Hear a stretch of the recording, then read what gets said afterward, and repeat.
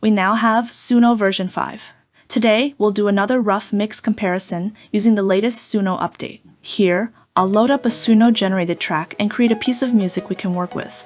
We'll mix this song to improve the overall listening experience. This is not a professional audio mastering session, it's just a quick tutorial to help your audio sound better. Let's compare this track with a typical EDM song you'd find online.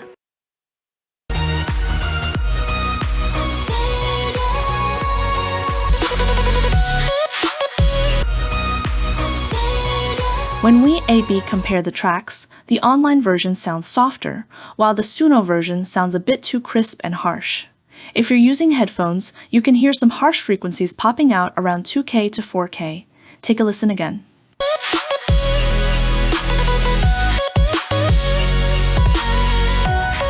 This track has too much high mid-frequency. In some chill step mixes, I usually dip around 2K to get a softer feel. But for this particular song, we'll reduce around 4K instead. Now let's download the multitrack and load it into FL Studio. For mixing, it's best to work with separate stems. This gives you much more control and precision when fixing and balancing your audio mix. In Suno, I'll select full stem extraction, not just vocals in the music track. This costs 50 credits, but it's worth it. After that, I download the audio in WAV format and extract the files.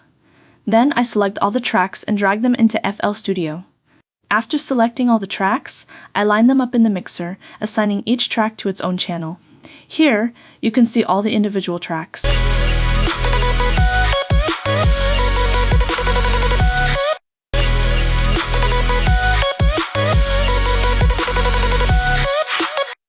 First, we'll listen to the drum track.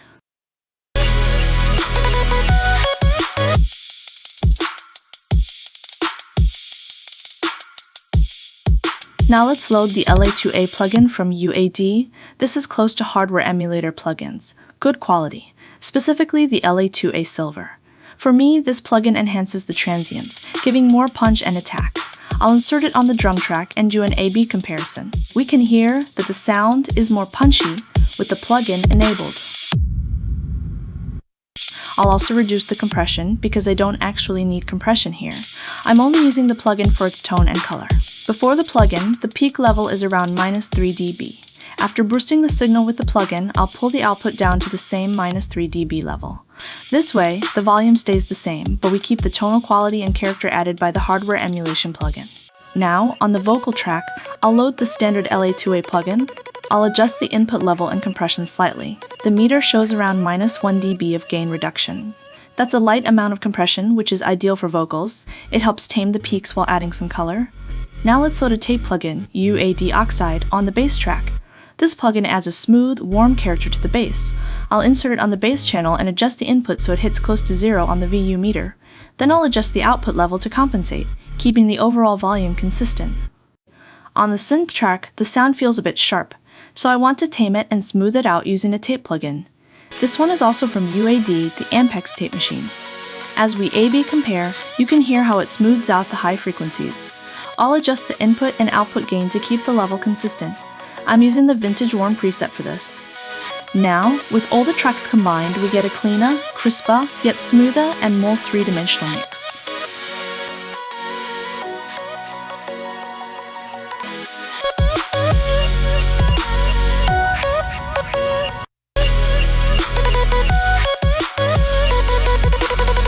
For the final step, I'll add Ivory from Acoustica Audio. This is one of the best hardware emulation plugins, and it's very transparent. It's commonly used for mastering. I'll apply a slight bass boost, dip around 2K, and add a gentle high-frequency boost. All of these adjustments stay within 1 dB. If you push more than 1 dB during mastering, you're usually overcooking the mix. Notice how transparent this plugin is. Even when we reduce 8 dB at 2K, it doesn't change the overall mix. It only removes the targeted frequency.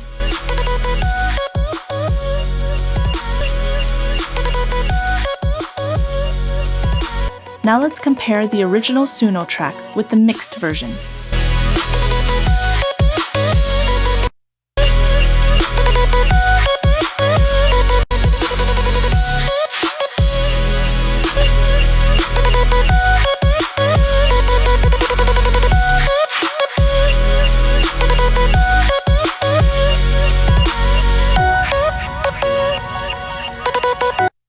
To me, the raw Suno version sounds a bit flat.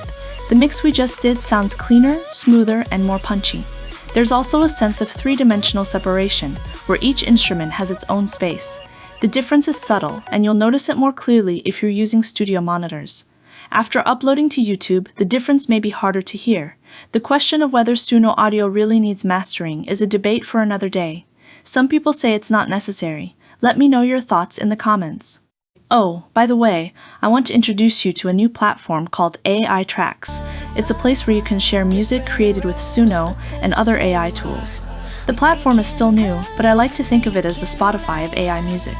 It includes a chart system and curated rankings, so you can easily discover some of the best AI-generated music available.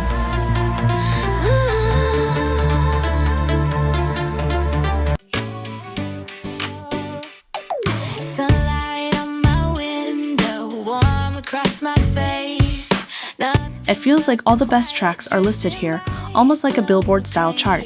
You can also see links to tracks available on Spotify.